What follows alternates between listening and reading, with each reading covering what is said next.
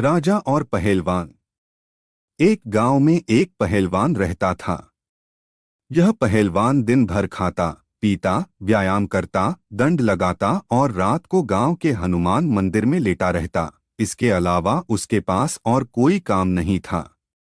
गांव के लोग पहलवान को बहुत पसंद करते थे, क्योंकि इस पहलवान के कारण उस गांव में कोई भी चोरी या लूट करने की हिम्मत नहीं करता था। ऊपर से पहलवान की वजह से उस गांव की ख्याति आसपास के कई गांवों में भी फैल चुकी थी, इसलिए यह पहलवान गांव में सबका चहेता बन गया था। इस पहलवान को हम घमंडी तो नहीं कह सकते, लेकिन स्वभाव से यह पहलवान थोड़ा शरारती जरूर था। इस गांव में रहने वाले राजा के आने जाने का एकमात्र मुख्य रास्ता मंदिर से होकर गुजरता था।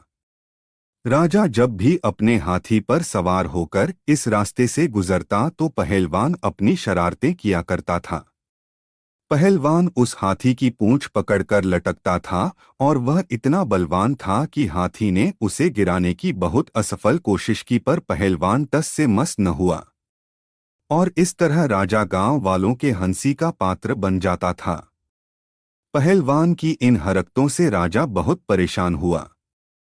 राजा ने एक दिन अपनी सभा बुलाई और अपने सबसे बुद्धिमान मंत्री को इस बारे में बताया और इसका उपाय खोजने को कहा। मंत्री ने राजा से कहा कि उस पहलवान को यहाँ बुलाओ और कहो कि तुम उसे नौकरी देने जा रहे हो। अगले ही दिन पहलवान राजा के दरबार में था। पहलवान ने कहा कि मैं तो कुश्ती के सिवा और कोई काम नहीं जानता, फिर तुम मुझे क्या काम दोगे? मंत्री ने पहलवान से कहा कि राजा ने आज से तुम्हें काम पर रखा है और तुम्हें बस इतना करना है कि सुबह 6 बजे उस मंदिर में एक दीपक जलाओ और रात को 12 बजे उस दीपक को बुझा दो। आपको 30 रुपए महीना मिलेगा। उन दिनों 30 रुपए बहुत बड़ी रकम हुआ करती थी, तो पहलवान उस काम के लिए मना नहीं कर सकता था।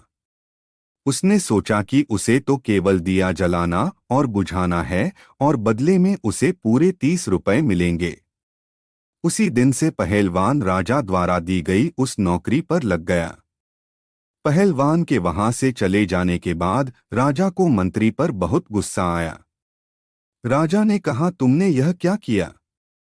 मैं सोचता था कि आप पहलवान को कोई ऐसा काम देंगे जिससे वह व्यस्त रहे और मुझे और परेशान न होना पड़े, लेकिन आपने उसे इतना आसान काम दिया कि वह 1 मिनट में दिया जलाएगा और 1 मिनट में दिया बुझा देगा और बाकी समय वह कुछ नहीं करेगा।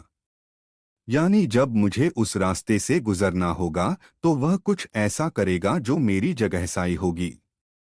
मंत्री ने राजा को आश्वासन देते हुए कहा कि आप मुझ पर भरोसा करते हैं महाराज। आपको एक काम और करना है, सिर्फ 30 दिनों के लिए आपको उस रास्ते पर नहीं जाना है।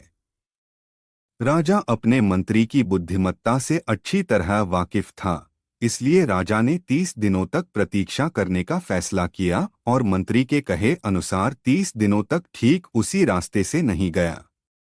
30 दिनों के बाद जब राजा अपने हाथी पर सवार होकर उस रास्ते से गुजरा तो पहलवान ने अपने शरारती स्वभाव से विवश होकर फिर से हाथी की पूंछ पकड़कर लटक गया।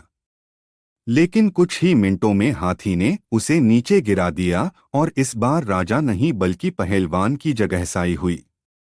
ऐसा चमत्कार कैसे हुआ, यह देखकर सभी पहलवान और स्वयं राजा भी हैरान रह गए।